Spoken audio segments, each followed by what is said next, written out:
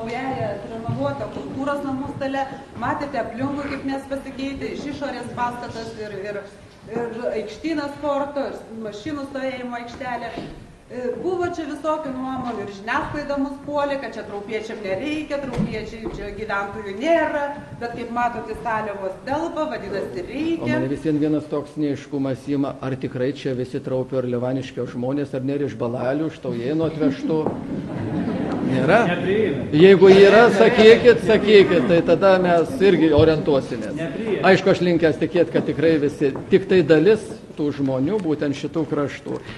Ir baigdamas šitą savo šneką ir sveikindamas visus su gražiom Kalėdų šventės, kurios praėjo su ateinančiom naujųjų metų sutiktuvų šventėm, tokį augaliuką atvežiau ir aš vakar, kai aš paprašiau, ko nors, kad jau aš galėčiau čia atvežti, tai man gėlių salone pasakė, turim tokį augalą, bet Anykščiuose nėra nei vieno žmogaus išskyrus merą Obelevičių, kuris šitą augaliuką galėtų auginti. Kur 55 metus teatras gyvas, manau, tai vienas iš seniausių teatrų Respublikoje ir tokia didžiuojasi man tokia tekusi garbė pasveikinti kolektyvą su 55 metų jubiliejum ir padėkoti už tokį svarų indėlį į Anykščių, iš viso Anykščių kultūros vystymą. Ir tikiuosi, kad jūs dar naujais spektakliais dar džiuginsit ne tik traupiečius, bet ir anykštėnus, ir galbūt ir Lietuvos žiūrovus. Tai norėčiau, Janinai,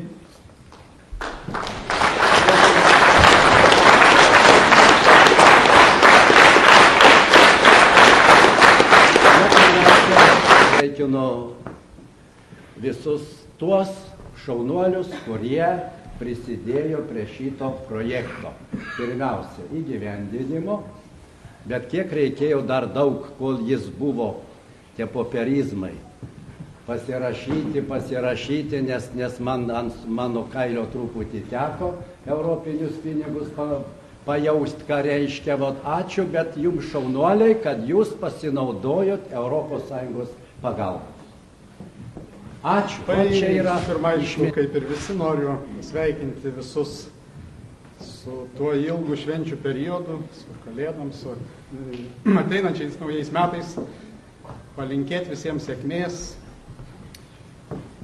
ir, kaip ir kiti kalbėjusieji, su pirma, palinkėti, kad mūsų triūsas nenueitų per nieką, būtų tausojamas, saugomas. Galvoju, kad iki šiol Traupis garsėjo varlinykų. Pasirodo, dar yra įžymybių. Teatras, matyt, pagrindinis artistas tai meras, biblioteka, pagrindinis rašytojas, žinoma, meras. Jeigu jo visas knygas perskaitė, miestelio gyventojai, aišku, labai smagu matyti naują dar vieną pastatą, kuris ko gero yra jau dabar trečias po bažnyčios. Ačiū visiems, kurie turėjo gražią svajonę, kurie kūrė ir tiems, kurie tą svajonę pavertė gražią tikrovę. Smagu, kad turime kur susieiti, pabendrauti. Smagu apskritai, kad ir esame, kad galime pasakyti, jog vieni kitiems reikalingi.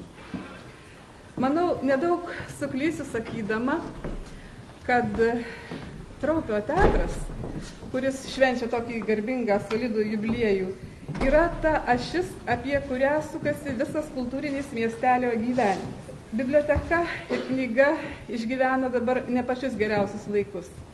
Jos priverstos konkuruoti su informacinėmis technologijomis.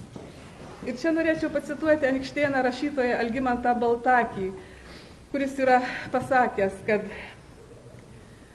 žmonės privalo skaityti tam, kad nesukiaulėtų, kad mažiau vogtų, kad nepamirštų, kas yra. Savo ištikimais skaitytojais, aktyviais interneto lankytojais. Gali pasidžiaugti kraštotyrinė veikla, bendravimu su žymiais kraštiečiais. Gali pasidžiaugti neatsiliekančiais nuo naujovių, aktyviais miestelio gyventojais, kurie tikrai labai aktyviai lankė kompiuterinio raštingumo kursus.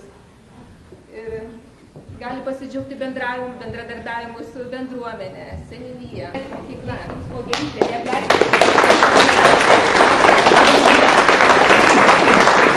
Internetu ir atsisiunčiu knygą ir skaitau. Tai kaip tu atsisiunti? Į šitą čemadaną išdrimpa knygą? Visko čia yra pilna. Visko pilna. Žinote, kad internetas yra bekraštis informacijos vandenynas. Čia visko pilna. Počkon žiūri, bekraštis vandenynus, kurgi čia vanduo? Aš žinau, kad net pas daktarą prisiregistruoju. Nei reikia nei važiuoti, nei gaišti laiko.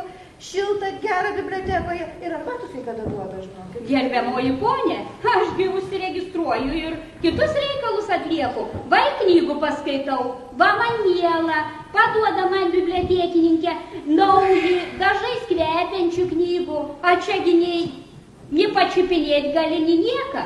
Atleiskite tamstą, žinokit, už kelių minučių aš turiu susijungti su Londonu. Pasikalbėti su dukrytė, anūkėlė pažiūrėti kaip auga. Su kuo, su kuo?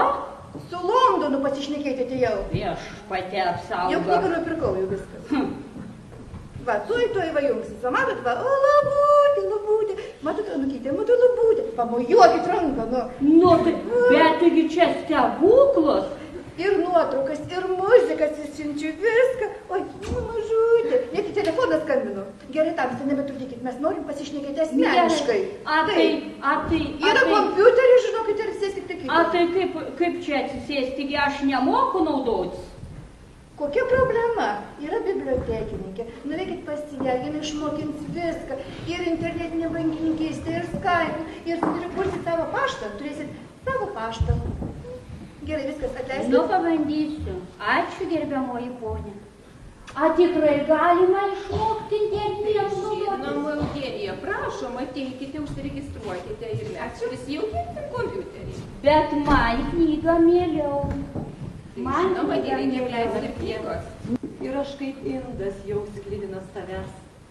Žydėk, žydėk, juodoji gėlė, ant žvaigždžių altoriaus, ant žemės grumsto, vėjo ir akių, nušniokščia vėjo gūsis ir girdžiu. Lyg eitų kas širdie, tai tavo žingsniai, eini mylėdama ir laukdama, vis laukdama ir laukdama, o vargšė. Sapnų, daugiau sapnų. Didžiausias galbūt dėmesys šį vakarą turėtų būti mūsų aktoriams. Labai gaila, kad nėra žurnalisto Arvydo Lingaičio. Jis pamatytų galbūt, nors iš tikrųjų labai domėjosi Traupiu, mes tikėjomės, kad jis domisi ir dabar, ir kad jis čia bus mūsų renginį, nes žurnalistai privalogi kažkaip domėtis, bet atrodo nėra, kad pasižiūrėtų, kad iš tikrųjų mes turim tų aktorių labai daug. Ir aš dabar labai norėčiau, kad jie visi ateitų čia į priekį. Tie, kurie per 5 metus vaidino tos mūsų spektakliuose. Stebuklingas daktaras, Melų diena, Marceliutės karvėjai, labai jums dėkui. Patys gražiausi, patys geriausi žodžiai jums turėtų būti dėl to, kad per jūsų spektaklius, mūsų spektaklius, šitos salės būna pilnos. Galėčiau apie kiekvieną ir kiekvienam pasakyti labai gražų žodį, bet mes neturim laiko, nes kiek žinau, nori dabar žodį tarti ir mūsų kultūros centro direktorė, gerbiama Diana, prašom.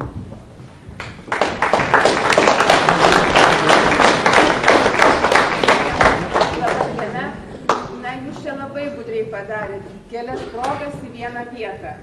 Tai iškart pasakau, teatrą ir jo žmonės sveikinsim, kai jie rodys premjerą. Ir kai renginys ir vakaras bus skirtas tik tai jiems. Ir čia tokios artistams simbolinės dovanėlės, degančios simbolinės švieselės ir gėlytė.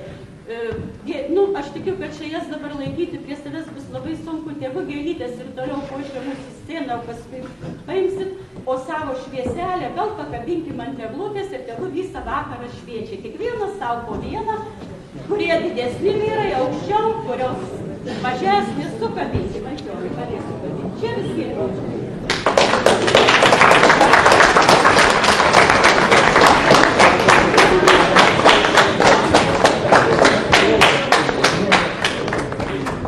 Taigi, o dabar visus koncerto. Ir